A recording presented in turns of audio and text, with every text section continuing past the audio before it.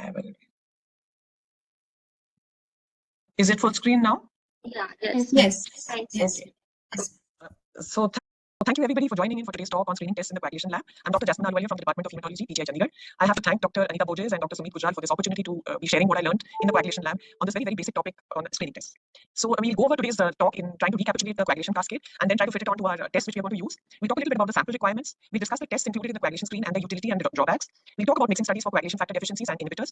I'll show you a couple of cases, simple ones, and then I can share my algorithm for screening for bleeding disorders in our hospital. So if we look, this is a very familiar diagram which has 3 panels from our favorite textbook, The Pathological Basis of Disease by Robbins. And the main function of blood is to carry oxygen and nutrients to different parts of the body. And for that, it has to remain fluid. But whenever there is an injury, this blood has to clot quickly so that there is no death by exsanguination. So for this, the process of hemostasis is very well and tightly controlled. There are a number of coagulation proteins circulating in the plasma, and each of them is in a quiet form and gets activated only on a certain signal. So the first thing that usually, and along with these coagulation proteins, there are platelets, which are bag full of a variety of proteins which have different functions. And their most important function is to plug the hole whenever there is a break in the endothelium. If you look at the first panel, oops, sorry for that.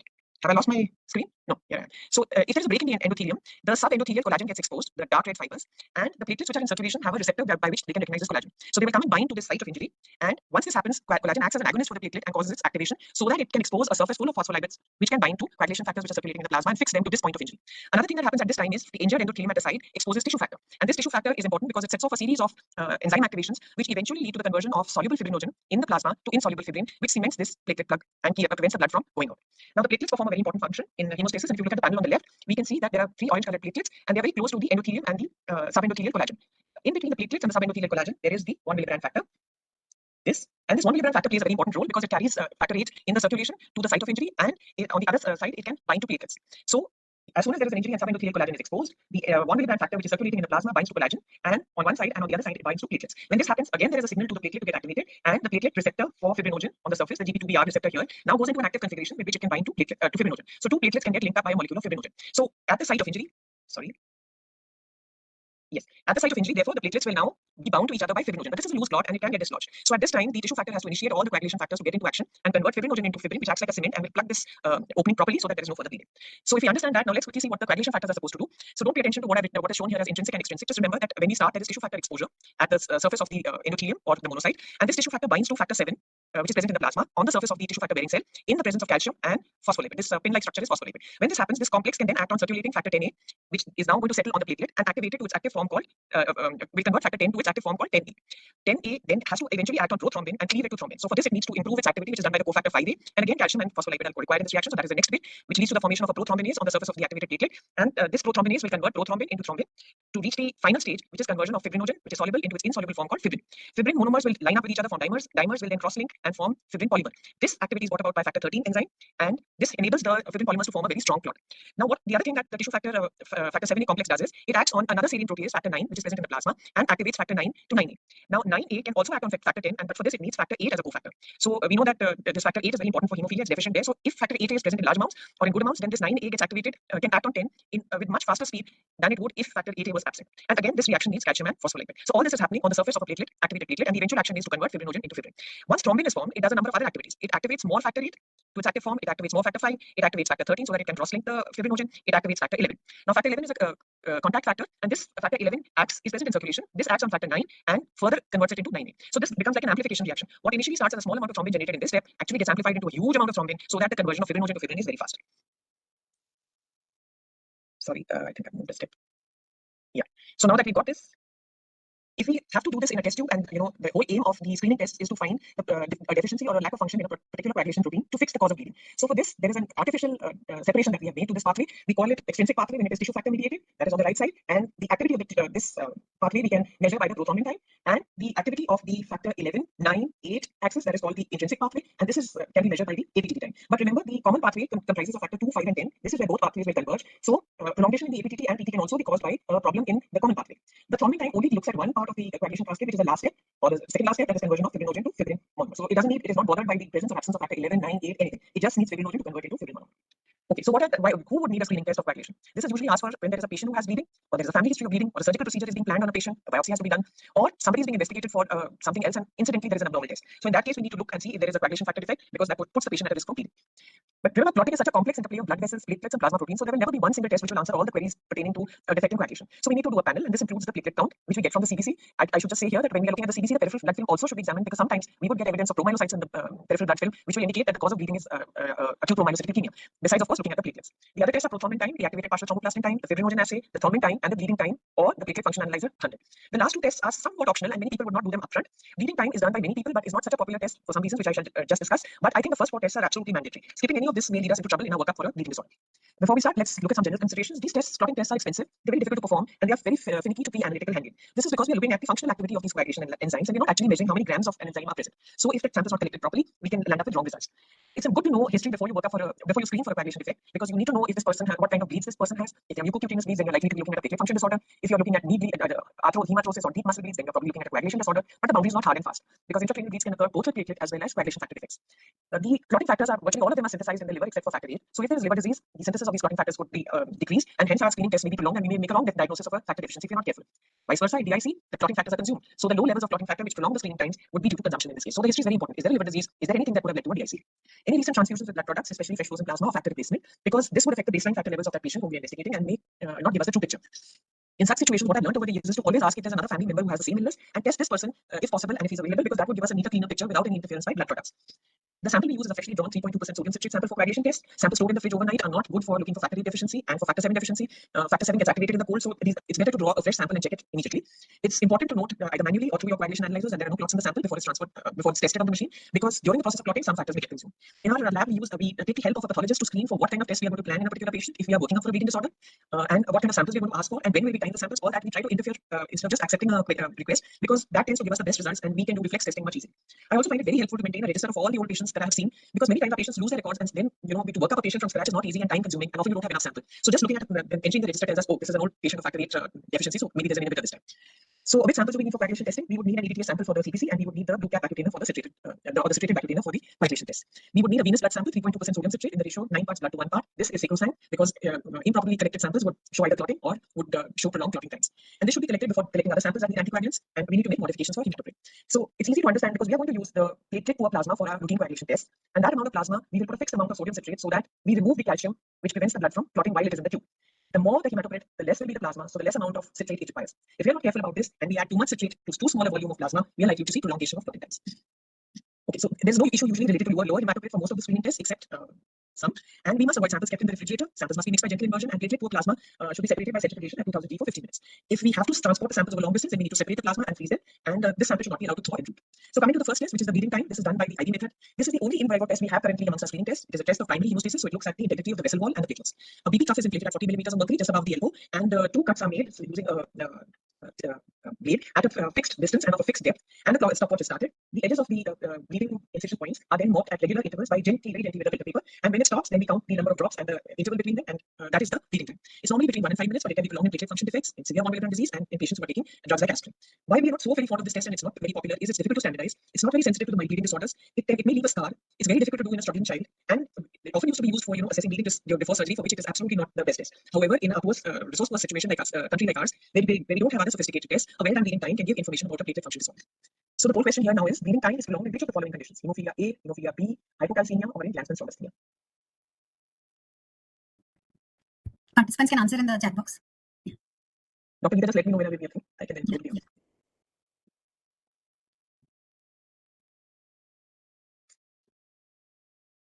You can answer in the chat box.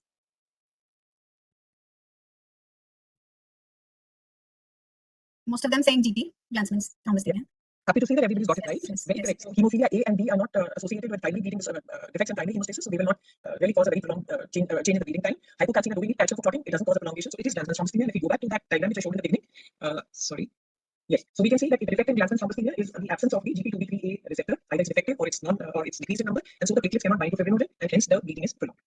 Okay, so the other alternative we have to the bleeding time is a point of care instrument called a platelet function analyzer 100. So here what happens is the patient's citrated blood is fed into the machine or at the aspiration site, and the aspiration is done. And the aspiration in the machine occurs under a high shear force, so with simulating what would be happening in the normal circulation. So when this blood-containing platelets reaches the cartridge has an aperture in a membrane, and the membrane is lined by collagen, which is an agonist of platelets, and along with collagen there may be ADP or epinephrine. So once the platelets come in touch with this, they get activated and they will start adhering to the membrane. As more and more platelets adhere, they will occlude the aperture. The time at which this will occur is called the closure time. And so obviously, if the platelets are not functioning well, the closure time will get prolonged, and this can be compared with that of normal. So when patients are on aspirin therapy, the collagen and epinephrine closure time is usually prolonged. Now the problem with this machine is most of us haven't seen it for this reason. It's expensive, but other than that, it's also insensitive to mild disorders and it's affected by the hematocrit and the platelet count. And these might also be variable in our kind of population. So that kind of restricts it. So coming to the prothrombin time, now this is a time taken for plasma to clot upon addition of calcium and thromboplastin. And what is thromboplastin? It's tissue factor and phospholipid. This measures the integrity of the extrinsic system and the common pathway, and it is dependent on the levels of factor 7, 2, 5, and 10 in the plasma. So if we go back to the diagram we saw, this whole area which is outlined in red is what is measured by the PT. Out of that, so there is a common pathway as well as the presence of factor 7 and tissue factor. Now remember, tissue factor we don't have in the patient sample, but it's present in such a small amount that it won't affect our testing. Calcium we've already removed because we have collected a saturated sample. So if there is an isolated PT prolongation, then the only thing which can cause the prolongation would be factor 7 deficiency. So when do we use this prothrombin time? It's used commonly for monitoring vitamin K antagonist therapy, especially warfarin and acetone. In patients who are bleeding with DIC and liver disease, this test is required. It's a part of the DIC score. When we screen for a bleeding disorder prior to surgery or procedure, the prothrombin time may be done. And those who have a family history of bleeding and a prolonged PT, we need to investigate them. So what's the procedure? We take the centrifuge sample, take the platelet poor plasma, incubate it at 37 degrees for 10 minutes. All the tests are usually done at 37 degrees because these are enzymes that we are looking at their function, and they work best at 37. And then we add calcium and start the stopwatch. Every 5 seconds, we take the test tube out of the water bath 3 times and tilt it, and we look for the movement of the plasma. We can either see a gel formation or we can see when the plasma stops moving and count that as the clotting time. So this test is repeated twice, and the normal must also be put, and we can take the average of 2 readings if we do it manually. So how do we report the test? We can report it either in seconds, and we must mention the control range in brackets. It's important, and the control range will be different for different thromboplastins that we use. So it's important to always mention and upgrade the reference range when you use a new lot. We can use the PT test for taking some derived information. The first one being the international normalized ratio, or the INR, which is calculated as a ratio of the patient's prothrombin time divided by the log of the geometric mean of the normal pool plasma and raised to the power of ISI, where ISI is the international sensitivity index. Actually, when people initially started monitoring patients on warfarin and just used the PT time, they realized that depending on the thromboplastin, you could get a very different prothrombin time in different patients on similar dosage. So to sort of harmonize that, they started checking the sensitivity of each of the thromboplastin reagents against a reference standard, and they gave us a numerical value called the ISI. So for us who use coagulation analyzers, it's written on a PT vial. The ISI value is calculated by the manufacturer and given on the vial. So one of the uses is to derive the INR. Other than that, some people use it for the prothrombin index, which is the ratio of normal PT to the patient's PT multiplied by 100. Some people use this to perform before doing the procedures when bleeding is expected, say for instance an FNAC of the liver, and normally it should lie between 80 and 120. PT ratio can also be calculated. PT depends on the sensitivity of the prothrombin time, depends on the sensitivity of the reagent to deficiencies in factor 2, 5, 7, and 10. So a variety of PT reagents are available. They can be of human origin, animal origin, recombinant. We can have brain tissue from rabbit or sheep, or anything. Placenta is a good source of tissue factor and phospholipid. The whole effort is focused on harmonization of the PT results to compare individuals taking vitamin K antagonists. So for this, I've already spoken about the INR and how they are compared with the international reference thromboplastin. We must remember that this is whatever ISI we take is specific for our reagent instrument combination. If we touch any of these, then we need to recalculate it all over again. So the only there are at least 2 important variables that will decide your INR. That is the log mean normal PT and the ISI. So for INR measurement, ISI should be as close to 1 as possible. Thromboplastin of human origin is best. And recombinant tissue factor is really good because it is safe and its ISI is usually close to 1. So it becomes a popular choice these days. If we have to use it to measure factor 7 deficiency, then it should be able to detect deficiencies of at least 30% or less. PT reagents are usually more sensitive to factor 7 and 10 deficiencies as compared to factor 2, 5, and fibrinogen. So we need to remember this, that all deficiencies of factors involved in this pathway may not show up with one PT reagent because there may be differing sensitivities to different reagents. The reagents contain a heparin neutralizer, so when patients are on heparin, we don't usually see a PT prolongation. And the reagent also usually contains a very high amount of phospholipids, so patients with Aplar syndrome who may have a prolonged PTT usually do not have a prolonged PT. We must always remember that the derivation of ISI is based on patients receiving warfarin, but these days we see that INR is used for various purposes to predict bleeding, for patients in the trauma ward, for patients in the ICUs. But we must remember that this was not designed for this purpose, and the ISI, in fact, is calculated on patients who are taking warfarin. So, though popular, this is not a recommended practice. The common causes of a prolonged PT are administration of oral anticoagulants, the presence of a direct acting inhibitor of factor 10A because the common pathway is also affected, liver disease, particularly obstructive jaundice, vitamin K deficiency, DIC. The isolated factor deficiencies are rare, but they are always very interesting to diagnose, and TOACs can also cause prolongation of the PT. On the other hand, if you get a shortened PT, then most likely the sample has been activated, probably even clotted. In some cases of chronic DIC, the sample has been frozen, and also there may be shortening, and recombinant factor 7A therapy may shorten the PT very markedly. Now coming to the second screening test, which is the activated partial thromboplastin time. It's called partial because it doesn't contain any tissue factor. So now if there's no tissue factor, how do we start the clotting reaction? So this is done with the help of a activator, which can be kaolin or cellulite or silica or ellagic acid. So as you can see, depending on the activator, we will have a variety of ABTT reagents available in the market. And if you go back to the chart, now we can see that in the red is the area which will be covered by the intrinsic pathway. So a deficiency in factor 12, 11, 9, 8, 10, 5, 2, fibrinogen, all of these may cause a prolongation in the ABTT. But if there is a prolongation of 2, 5, and 10 and deficiency of fibrinogen, deficiency of any of these common pathway of fibrinogen, then we would expect the PT also to be prolonged. So in effect, this test is very good for looking at deficiencies of factor 12, 11, 9, and 8. So it measures the clotting time of plasma after activation of the contact factors plus phospholipid and calcium, but without thromboplastin. So it looks at the efficiency of the intrinsic pathway. We use it to measure for factor deficiencies of factor 8, 9, and 11, measuring them. We can use it to monitor unfractionated heparin and for detection of lupus anticoagulant. So what is the procedure? Same as what we had done for PT, except that now instead of the tissue factor, we are going to add activator and incubate the plasma with activator for some time, maybe 3 minutes, maybe 10 minutes, so that factor 11 in the sample, the contact factor is activated to 11, and then it can drive factor 9 to convert 10 into 10. After that, we will add phospholipid and calcium. As soon as we add calcium, factor 11 can move forward, and then the clotting process will start. And then the procedure is just the same. We do the test and duplicate, and we note the values of duplicates, mean values of duplicate sample. So if we have a APTT prolongation, the common causes are DIC, liver disease, administration or contamination with heparin or other anticoagulants, a non-specific circulating anticoagulant such as lupus anticoagulant, the presence of a direct acting anticoagulant drug like daridorexant or rivaroxaban, which is now used fairly commonly, and deficiency of a coagulation factor other than factor 7. Any other factor will cause prolongation of the APTT, and sometimes in massive transfusion. On the other hand, shortened APTT can be seen in patients with high fibrinogen levels and high factor VIII levels. The APTT reagents differ in the type of activator they have and the amount of phospholipid they contain, because if they have less phospholipid, it makes that reagent sensitive to lupus anticoagulant, therefore ideally suited for looking for screening for lupus anticoagulant. And different activators have different sensitivities to factor deficiency, so we can use them to measure the different deficiencies of factor 8, 9, and 11. For routines, this is often a question we like to ask our students, and we are often surprised sometimes to hear the answer, that which reagent would you like to choose for your routine hospital work? Never choose a reagent which is very sensitive, because that will show you APTT prolongation with even very low coagulation factor levels which are not low enough to be clinically significant. Say for instance, it's a very sensitive APTT reagent which can show a prolongation in clotting time with a factor deficiency of 50%. Now, I don't expect a bleeding to occur when the clotting factor is at 50%, but here the clotting time will prolong. So now the surgeon will say, now you sort this out and tell me what is wrong with this patient before I put the knife in the patient, please. So choose a reagent of moderate sensitivity to factor deficiencies. Okay, so this brings me to pool question 2. While selecting an APTT reagent for screening for bleeding disorders, which of the following considerations is correct? The reagent must have a low phospholipid content. It must be sensitive to deficiencies of all factors of the intrinsic pathway. It must have a sensitivity of detecting at least 30% of coagulation factor of the intrinsic pathway, or a sensitivity of 50% of coagulation factor of the intrinsic pathway. Please choose what you think might be the best answer. Someone giving Priya's answer. So thank you for that. So we should not, for routine work, we should not choose something which has a very high sensitivity. We should choose something which has a sensitivity of about 30%, because the commonest bleeding disorder we'll be looking for is hemophilia A, and we know that bleeding the factors levels less than 30% is what we must never miss. So at least 30% deficiency should be shown up as a prolongation of the APTT time. So that would be the choice in this question. Okay, coming to the next, this is fibrinogen assay. Now, fibrinogen is one of the most abundant proteins present in the plasma, so it's measured in grams per liter. Unlike the others where we talk of factor 8 as 1%, 2%, this is in terms of grams per liter, and it can be measured by a clot-based assay, which is what we usually do in the coagulation lab. This is the functional assay called the Claus method. We can also do the antigen assay and measure assay the fibrinogen by antigen antibody reaction, or we can plot the fibrinogen in the sample and dry it and weigh the clot level, the clot to decide how much fibrinogen there is. This is only possible because fibrinogen is present in such large amounts. So now, if you look at the diagram, we are looking at the last bit outlined in red. And for this assay, what we do is we take the patient's platelet poor plasma and dilute it in a buffer, so that we dilute out any inhibitor, that is FTPs or heparin, and after that we will add strong thrombin solution, so that the clotting time over a wide range of fibrinogen concentrations is not dependent on thrombin at all. It's only dependent on fibrinogen. So thrombin in excess, because that's the only thing we need now to clot the sample, that should be in excess, and then we measure the clotting time. If we take known dilutions of a standard amount of fibrinogen, then we can even plot a curve with the clotting times, and then we can measure any sample that we need and read the value of the chart. Fibrinogen is low in DIC, liver disease, thrombolysis, massive transfusion, afibrinogenemia, and dysfibrinogenemia. High levels may be seen in acute phase reaction and may increase with age. So a female child weighing 2.7 kilos had bleeding from the umbilical stump from day 3, and there was a history of an elder sibling death in the family with bleeding, but there were 2 other alive siblings who were healthy. She was seen at a peripheral nursing home, and they had done the coagulation test which showed a prolonged PT and APTT, so bleeding disorder was suspected. But correctly, the likely possibility at this stage is vitamin K deficiency, since the child was housebound. So the pediatrician gave the child vitamin K injections, but there was no improvement. Then the patient was sent to PGI, and here also our pediatricians did the routine coagulogram, the PT and APTT, and when they saw that it was prolonged, they gave vitamin K, but again there was no improvement. So in this case, all that we needed to do was to see the PT and APTT. These are both prolonged, so this was what was seen in the peripheral nursing home also. But the minute we did the fibrinogen assay, we had the answer. This prolongation was due to a very severe fibrinogen deficiency, which we confirmed on a repeat test after a month. So it's important to remember that afibrinogenemia can come in a variety of ways. It can come as intracranial hemorrhage, but this was bleeding from an umbilical stump, which is not very usual. We usually think of factor 13 deficiency in this situation. PT and APTT prolongation, we've already discussed the reason before. It can happen in vitamin K deficiency, liver disease, DIC, and a common pathway factor deficiencies, and rarely factor 5 and 8 deficiency occurring together. So the turning point in this case is that if you do not do a complete screen, you may miss out on afibrinogenemia, which is uncommon. But imagine this child was getting repeated injections of vitamin K to no effect, and this could just be resolved by doing a fibrinogen assay. So coming to the next test, which is thrombin time. Now here, this is just like what we do for the fibrinogen assay, except that now we're going to use a weak thrombin solution, and this is added to the plasma. The clotting time is measured, and we make it weak so that it becomes sensitive to the amount of fibrinogen and inhibitory substances present in the plasma. That means if there are FTPs in the plasma or heparin in the plasma, there will be a prolongation in the clotting time. So this TT may be prolonged in afibrinogenemia, dysfibrinogenemia, heparin therapy, dabigatran therapy, paraproteinemias, and even in hypoalbuminemias. Strangely, very high fibrinogen levels may also cause a prolongation of TT. So this part of the testing is shown in the red box in the diagram, and it just looks like a fibrinogen assay, except that we're using a weak thrombin solution. So question 3 is, which of the following conditions is not needed to perform a manual thrombin time? Calcium, thrombin, a temperature of 37 degrees centigrade, or is not optional?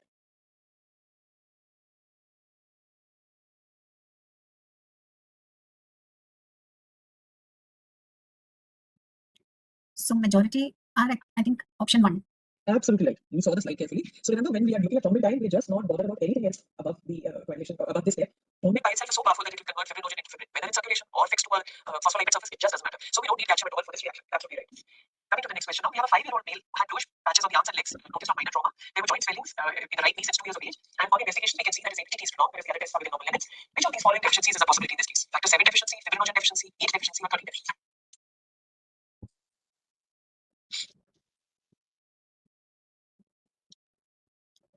So mostly it is option 3. So we are right.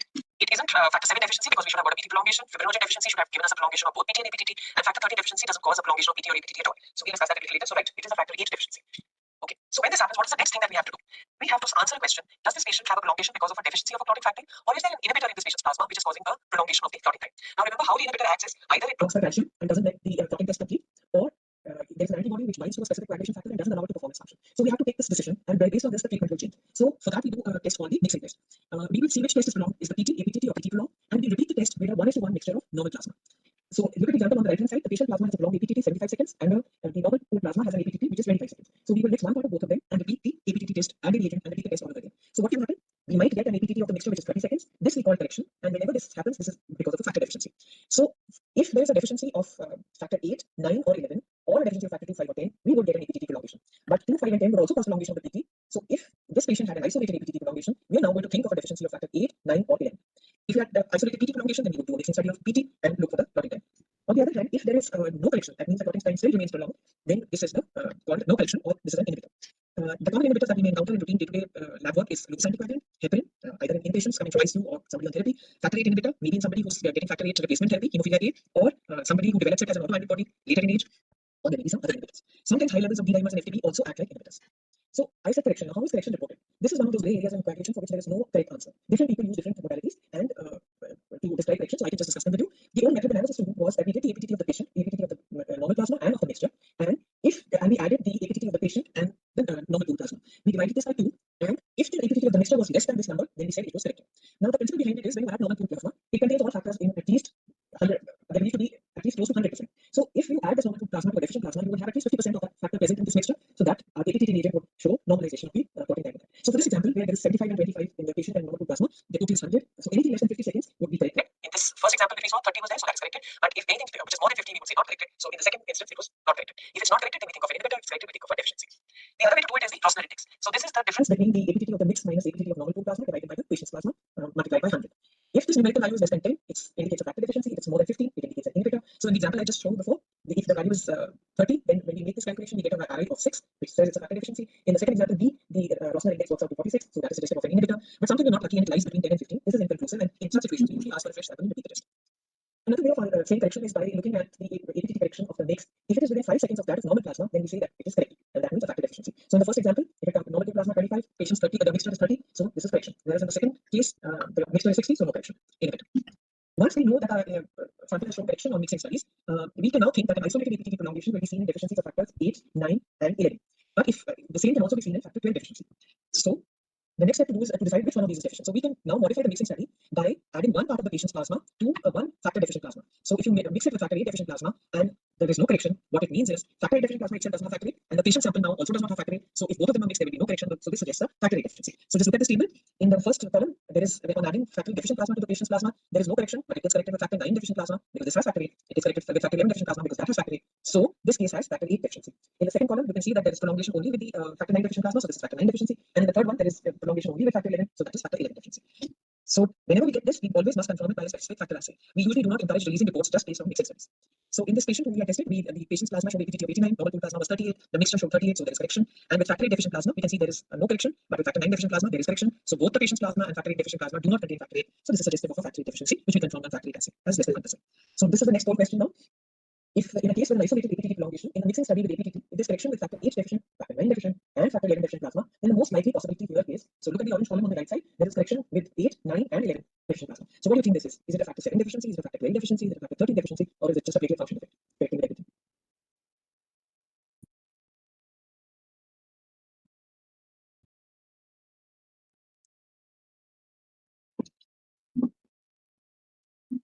So few answers indicate option 2, factor 12.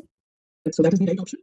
I think everybody who whoever's figured out what the principle of mixing the factor deficient plasma is will not have difficulty in this. Only thing, remember, I didn't say this patient had bleeding. There is just an isolated APTT prolongation. So don't forget that if you just randomly see a factor APTT prolongation in your lab results, if the patient doesn't have history of bleeding, it may be due to a 12 deficiency. We don't have to bother about this from the surgical point of view, but it can be a real problem because you have to sort out whether it was 12 deficiency or not.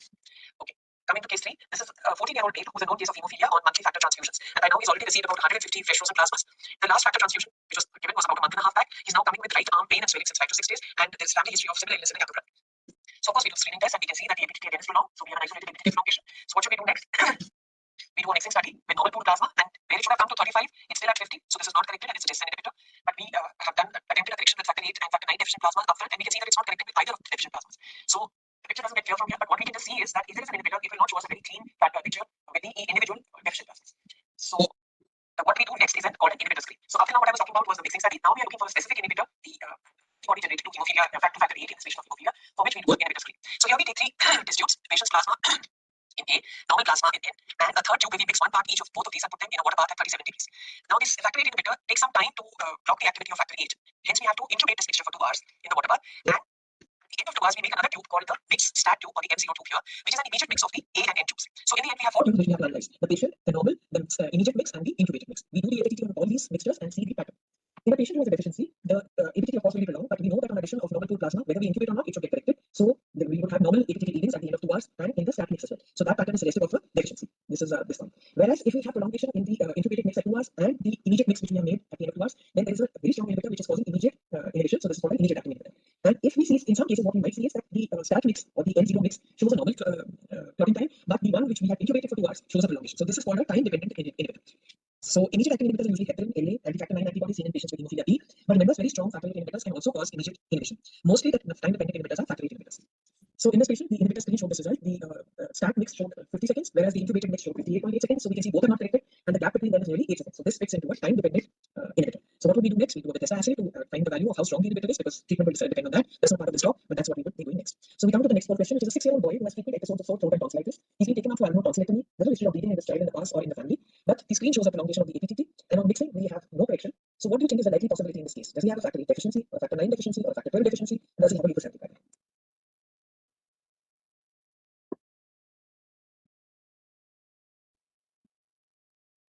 Mostly option 4, lupus anticoagulant. So that is the right answer. We must remember that lupus anticoagulant is probably one of the commonest inhibitors present in the humans, and probably 2 or 3% of us might have lupus anticoagulant anyway. And these do not, though the name sounds like an anticoagulant, these do not cause bleeding. In fact, they're associated with thrombosis, and it can't be factor 8 or 9 or 12 deficiency because those should have shown us complete correction. So the right answer is lupus anticoagulant. Okay. A 1-year-old female with history of recurrent ecchymosis of the skin and an episode of epistaxis was brought with her by her mother with the bleeding from the umbilical stump at day 7 after birth. For this, fresh frozen plasma was given, and she also needed packed red cells. Sorry, this is wrong. It says no history of recent transfusion. No, there was. So the PT was not prolonged, neither was the APTT, and nor was the fibrinogen. So what would you do now next? Would you do a mixing study on PT or APTT, or should you screen for inhibitors, or should you screen for a factor 13 deficiency? Option 4, screening for factor 13 deficiency is the predominant answer. Yes, that's the right answer, because there is no prolongation of PT or APTT, so we won't be able to do a mixing study on them, and there is no prolongation, so we would also not need to do a screening for inhibitors, and we know that factor 13 deficiency may be associated with no prolongation of PT or APTT, so that is the right answer. So how do we screen for factor 13? We do a very simple test called the urea clot solubility test. Now look, this is at the red box in the bottom part of the figure. All that we now have to see is how strong the fibrin clot is. So fibrin monomers, which are formed by the action of thrombin on fibrinogen, are being cross-linked by factor 13 and forming this fibrin polymer. So this is just a transglutaminase which covalently cross-links fibrin at adjacent BD bonds. Factor 13 does not prolong the routine test of deficiency, does not prolong the routine test of variation, and urea clot solubility screening is a test for severe factor 13 deficiency. It's not suited for mild factor 13 deficiency. So how do we do it? We take the patient's platelet for plasma, we clot it with thrombin or calcium, and then we allow the clot to, this will take around half an hour at 37 degrees. After that, we add urea or acetoacetic acid into this mixture. These would break the clot unless it is nicely cross-linked and strong. And then we let this to stand in the water bath for 24 hours. Next morning we examine it. If the clot is nicely strong, as we can see in the figure, that means there is enough factor 13 present in the sample, because this has cross-linked the fibrin and allowed it to withstand the effect of urea. If there is less than 5% levels of factor 13, then the clot would have dissolved and we would not be able to see anything in the tube. So the advantage is very obvious. It looks like an easy test to perform. It doesn't cost us much. All we need is thrombin or calcium and urea, and doesn't need any complicated equipment. But the disadvantage is it takes 24 hours to be read. It's not very sensitive, because there will be a normal test levels are higher than factor 13 levels are higher than 5%, and neither is it very specific, because it can be positive even if the fibrinogen is low or the fibrinogen is abnormal. And because it has this very poor sensitivity, we cannot use it to monitor replacement therapy. So this is how it looks in real life. And the tube on the left is the tube in this patient where the clot which had initially formed has dissolved. The solution is just a little bit turbid, and the C tube is a control tube where a nice white clot can be seen at the top. So though we use this as a screening test, all societies recommend that we should do a functional assay for factor 13 levels for confirmation. But functional assays unfortunately are not available on many coagulation analyzers and are usually in the realm of a biochemistry lab. What we can do is an antigenic assay of factor 13A, B, or A to B2. This factor 13 exists as a tetramer in plasma. 2A and 2B units are tightly bound to each other. The A unit is the functional unit, the B unit is the carrier unit, but deficiency of either of the two can cause bleeding. So we can measure these by an ELISA test, but now on our coagulation analysis, we have like latest immunoassays by which we can measure these levels. So in our patient, in this case on the left, the factor 13A antigen level was 1%. So this patient had factor 13 deficiency. What other screening tests do we have? Platelet count we could check in the by the CDC, but platelets may have a normal count, but their function may be abnormal. So this can be tested by platelet aggregation studies. So this is the screening test for platelet function disorders, and the usual method by which it is done is light transmission aggregometry or whole blood aggregometry. Light transmission aggregometry is done on platelet-rich plasma.